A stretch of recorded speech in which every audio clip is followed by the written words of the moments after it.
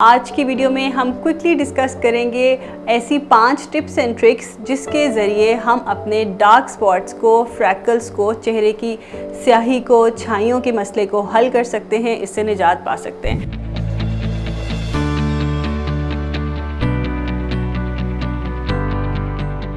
जी अस्सलाम वालेकुम, this is consultant dermatologist doctor Huma Salim. तो जी शुरू करते हैं। नंबर 1 पे आता है कि आपको सबसे पहले आइडेंटिफाई करना है भाई छाइयाँ हो क्यों गई, ये स्पॉट्स क्यों पड़ गए और ये पिछले कितने अरसे में आपको महसूस होना शुरू हुआ है कि ये छाइयों का अमल तेज़ हो गया है। तो हम सबसे पहले कॉज को आइडेंटिफाई करेंगे। कहीं कोई न्यूट्रिशनल डेफिशिएंसी तो नहीं है, आप विटामिन डी या आयरन डेफिशिएंट तो नहीं है, आप कोई ऐसी प्रोडक्ट तो इस्तेमाल नहीं करें जिसके नतीजे में चेहरे पर रिएक्शन हो रहा है, या आपका सन एक्सपोजर बढ़ गया हो, आपकी नींद पूरी नहीं हो रही।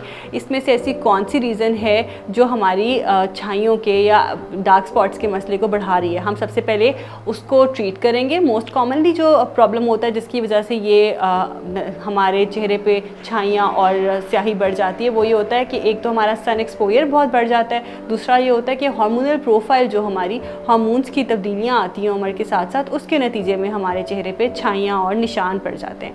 तो जब तक अपनी हम अंडरलाइन कॉज को ट्रीट नहीं करेंगे तो ये बिल्कुल एक सिंकिंग बोट वाली कंडीशन हो जाएगी कि हम अपने पैसे, टाइम, एनर्जी वेस्ट करते जा रहे हैं, लेकिन वो लीकेज चल रही है वैसे की वैसी और हमें रिजल्ट्स नहीं मिल रहे। तो ये नंबर 1 हमारी है एक टिप कि इसको ज़रूर आइडेंटिफाई करें। अगर आप खुद नहीं आइडेंटिफाई कर पा रहे तो अपने घर के पास, आपके पास जो भी कोई बोर्ड सर्टिफाइड कंसल्टेंट डर्मेटोलॉजिस्ट हैं उनकी हेल्प लें ताकि वो आपको आइडेंटिफाई करने में आपकी मदद करें और आप अपने प्रॉब्लम को रिजॉल्व करके इसके ऊपर काम कर सकें।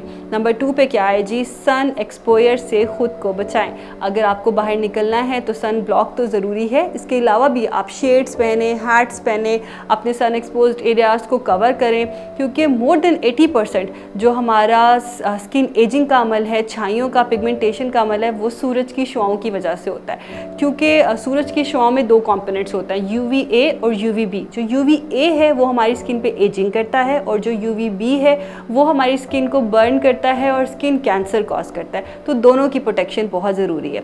नंबर 3 पे क्या है जी, अगर आपके चेहरे पे कोई एक्टिव इन्फ्लेमेशन है, आप किसी डिजीज़ का शिकार हैं, एक्जिमा का मसला है, सोराइसिस है या सनबर्न हुआ है, कोई फेशियल कराया तो चेहरे पे बर्निंग हो गई, एक्नी हुई हुई है, तो ये वो टाइम है कि आपने सन एक्सपोजर अवॉइड करना है। क्योंकि जब हमारी स्किन ऑलरेडी एक प्रोसेस से गुजर रही है उस वक्त हम उसको और स्ट्रेस देंगे तो इसकी वजह से परमानेंट पिगमेंटेशन हो जाएगी, जिसको ठीक करना फिर बहुत मुश्किल होगा।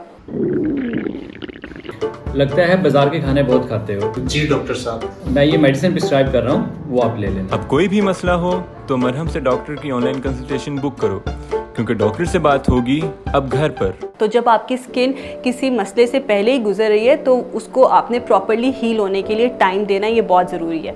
नंबर 4 पे जी, हाइड्रोक्विनोन से रिलेटेड पेशेंट बहुत क्वेश्चंस पूछते हैं। हाइड्रोक्विनोन से डरने की बिल्कुल ज़रूरत नहीं है। हाइड्रोक्विनोन एक FDA अप्रूव्ड ट्रीटमेंट ऑप्शन है।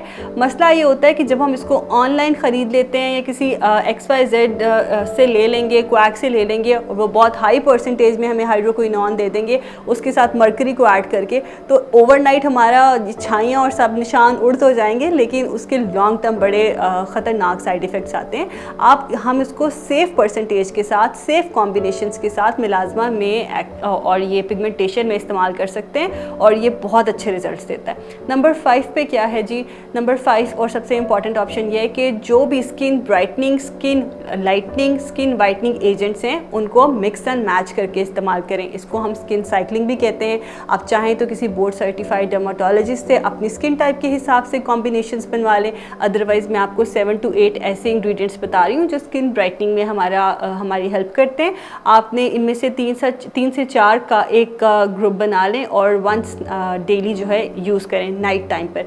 एक रात एक चीज़, दूसरी रात दूसरी चीज़, तीसरी रात तीसरी चीज़ और चौथी रात चौथी, और 5th नाइट पे दोबारा 1 से स्टार्ट करें। तो इससे बहुत सारे फ़ायदे होंगे। एक तो ये कि हमारी स्किन पे रेजिस्टेंस डेवलप नहीं होगा। नंबर 2 ये कि हर इंग्रेडिएंट अपना अपना फ़ायदा देगा, तो हमें बहुत ज़्यादा फ़ायदा मिलेगा कम टाइम में।